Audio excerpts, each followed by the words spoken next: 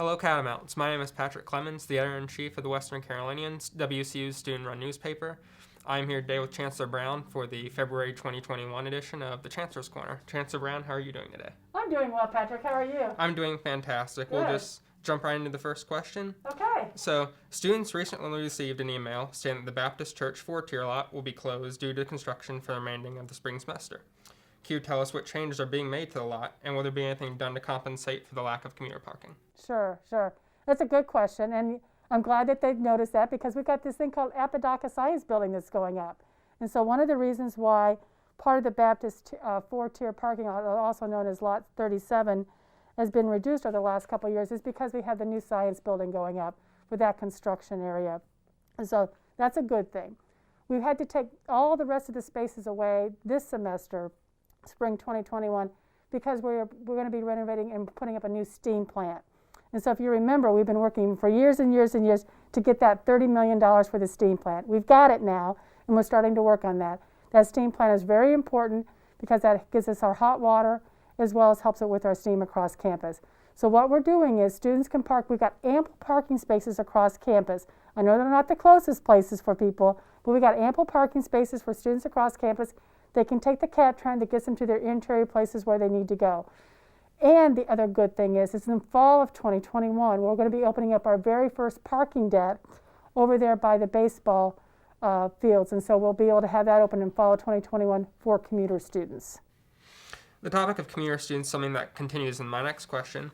So, numerous commuter students last semester encountered problems where they had to attend a Zoom class followed by an in-person class or vice versa, and cannot make it to class on time due to the inability to participate in online courses on campus.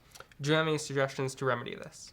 I do, Patrick. I'm so happy to be able to tell you. So one of the things that we did last semester is that we actually went through and we identified all the classrooms and when they were open and when they were being used for instruction and when they were not being used for instruction. And we put that up on the door so that when they weren't being used for instruction, you could use it. We're doing the same thing this spring semester. So all the classrooms across on campus, they'll be identified saying when they're going to be used for instruction, and then when they're not being used for instructions, student can go there in between classes for their online courses. They can go in there for small study groups, as long as they're social distancing or independent study work. And those classes will be identified by next Friday. So by February 26th, we'll have all those identified for students across campus. That means any building across campus that has a classroom, they'll be identified that they can use. So I think that's a really good thing. I'm sure students will be glad to hear that. Yeah. To move on to our next question, which is the next questions are about COVID. Many students are wondering why residential students were required to get tested for COVID-19 before returning to campus, while commuter students were not. Can you explain the details of what went into this decision? Sure. Well, I will say that there was a lot of conversation about this from the UNC system perspective. So we did a lot of conversations back and forth. And the UNC system really recommended all universities within the system to be able to have students have a COVID-19 negative test 3 to 5 days before coming back. So they encouraged all of us to do that for the students that were living in residential life on campus. And that's really because of the congregate living. And so we said, yes, that's something that we want to do. We think that's a good thing to do. So we had all of our students who are living back on campus to be able to have that. Now, even though we were requiring it for our students on campus, any student could have done that. So if you were a commuter student living off campus someplace, you could have done it in December, January, or February when you were coming back. So I think, anytime we can do that. Just remember, the other thing is, I think with the COVID testing, you can also get tested on campus. If you're symptomatic, you can go to the student health services and get tested. And also this semester, we're going to be doing more enhanced surveillance testing. And so that'll be really good as well. And so that helps us see kind of that transmission that is occurring. So keep an eye out for some of this enhanced surveillance testing. I will say when you're talking about COVID, we're seeing the deaths decrease and hospitalizations decrease, and they're somewhat leveling up, but the numbers are still really high. And what I say to you, Patrick, and all the other fellow catamounts that are out there, we got to continue what we're doing. We got to continue to wear our mask. We got to continue to wash our hands. We got to continue to social distance. When we can't social distance, we got to wear a mask. And most importantly, we've got to make sure that we're not having these large gatherings. We were so successful in the fall. I know we can be successful in the spring. We just follow our Catamounts Care, do those things. We'll get all the way through the end of May, and we'll get there. Our final question is also on the topic of COVID. Recently, you visited our regional vaccination clinic at HHS that will be supporting the Jackson County Department of Public Health and the rest of the community in vaccinating the region. Can you discuss the vaccine distribution process for students and how some can be vaccinated sooner than expected? Sure, yeah. Well, I did. You're exactly right. About a week ago, I was able to tour our new vaccination clinic that's happening here, and I'm just so happy and excited that we're able to continue the mission of service to Western North Carolina with this vaccination clinic. So that, I think, is a wonderful thing. The vaccination clinic is set up over in HHS. It's for the whole region of Western North Carolina, and we're going to be including students in on this. So students will be able to have really the opportunity of a lifetime to be able to say that they assisted in a pandemic and helped their community during this time. So we're very excited about that.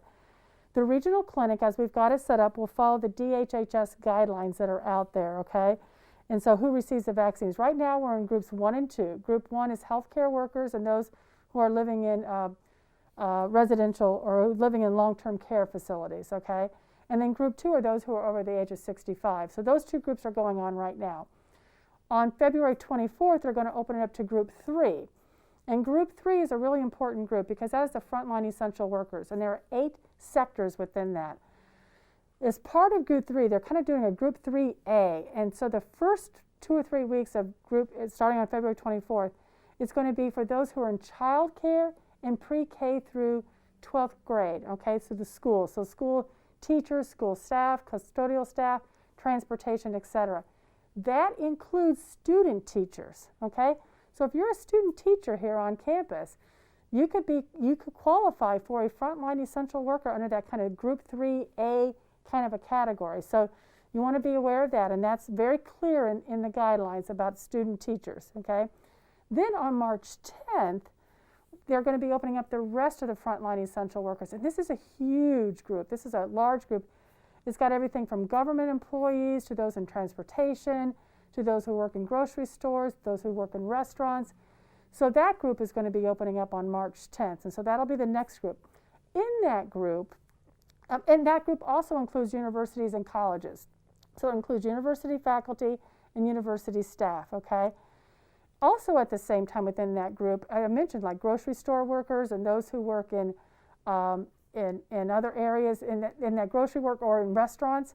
If you're a student, and let's say you work at Ingles, or you're a student and you work at one of our local restaurants, you would qualify under that essential worker. Now the key to this essential workforce is, as I think it's really important, so I want to read this to you, Patrick. There are 2 ways to be part of this essential work group. One of them, you got to be in one of those 8 essential sectors, okay? So there's 8 of them, okay? That's one. That's a pretty easy one. Do you work there or do you not work there? The next one is must be in person in their place of work. Must be in person. So my guess is if you're a waitress at a local restaurant, you have to be in person for that job, right? You can't be teleworking. So that's the key there. Must be in person in your place of work. And so if you can answer yes to both of those questions, you fit one of those sectors, and you must be in place to your work, you as a student could qualify in group 3. Now what you need to do is just like everybody else, go in and register, fill out the form, who you are, where do you work, and then it'll put you in a registration list. And then pretty much how it's kind of working right now out here in Jackson County in the West is that someone will call you up and give you a time to come in and get you either Pfizer or Moderna vaccine, and then get you set up for the next second shot that you would have either 3 or 4 weeks later. So that's kind of how that process works. So we'll follow that process. Then after that, it's group 4, and then after that, it's group 5, which is other. And what we're hearing is, if you can watch television just like I do, they're hopefully saying that by the end of summer, everybody will be vaccinated.